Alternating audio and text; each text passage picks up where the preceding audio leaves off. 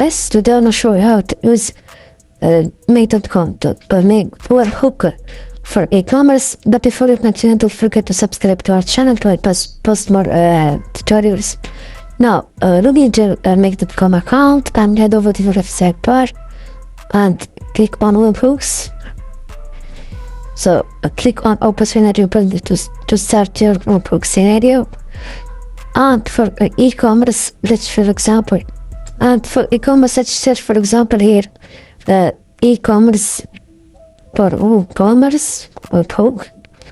You'll find the WooCommerce efficient verified plugin in WordPress. So click on WooCommerce, select your event, for example, new event or watch coupons. I'm gonna select watch customers, so this will trigger a new customer is created. So click on watch customers and you just have to click on create connection.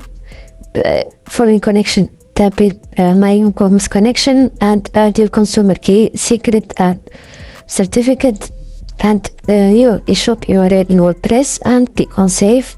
And this way you just created the WooCommerce webhook in make.com. And that's it guys. If you found this video helpful, don't forget to like, subscribe and give a comment.